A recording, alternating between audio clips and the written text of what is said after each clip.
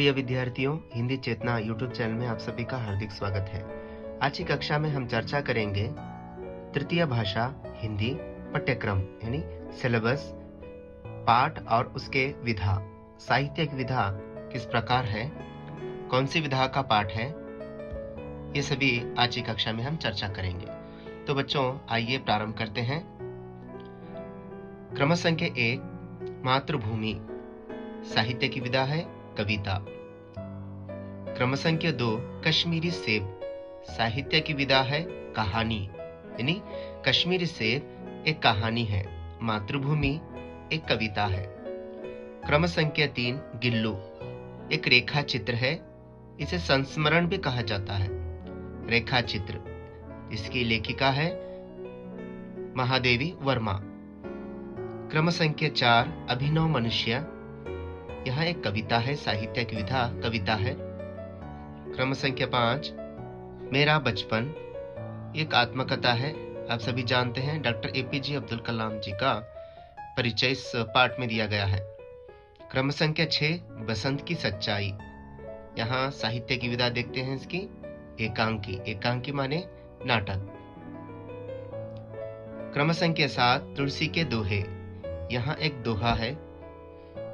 क्रम संख्या 8 इंटरनेट क्रांति, एक निबंध है जो इंटरनेट के विषय से संबंधित निबंध पाठ के रूप में रखा गया है। तो बच्चों आगे देखते हैं। क्रम संख्या 9 ईमानदारों के सम्मेलन में। ईमानदारों के सम्मेलन में एक व्यंग्य रचना है जिसके लेखक है हरिशंकर परसाई।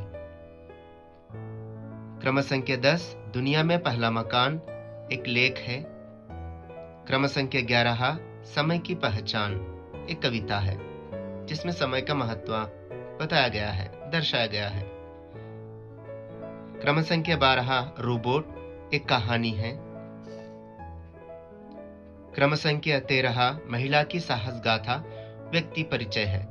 आप सभी जानते हैं व्यक्ति परिचय आपको दिया गया है महिला की साहस गाथा में बचेंद्र पाल जी का।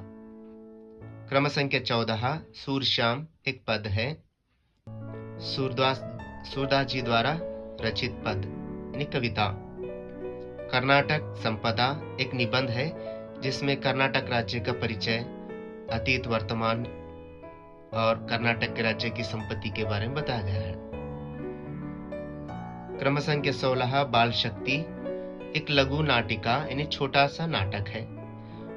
अंत में 17 क्रम संख्या कोशिश करने वालों की हार नहीं होती, एक कविता है।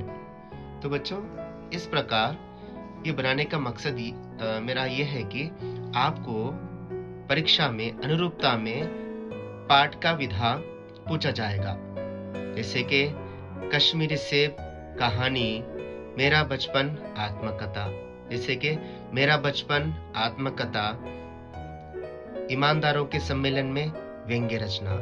ऐसे ही प्रश्न आपको परीक्षा में अनुरूपता में पूछने की संभावनाएं हैं, इसलिए ये सभी आपको पाठ और उसका विधा किस प्रकार है ये याद रखना जरूरी है। तो बच्चों, आज की कक्षा यहीं समाप्त करता हूं मैं। तो अगली कक्षा में और एक नए विषय के साथ हम फिर से मिलेंगे। धन्यवाद।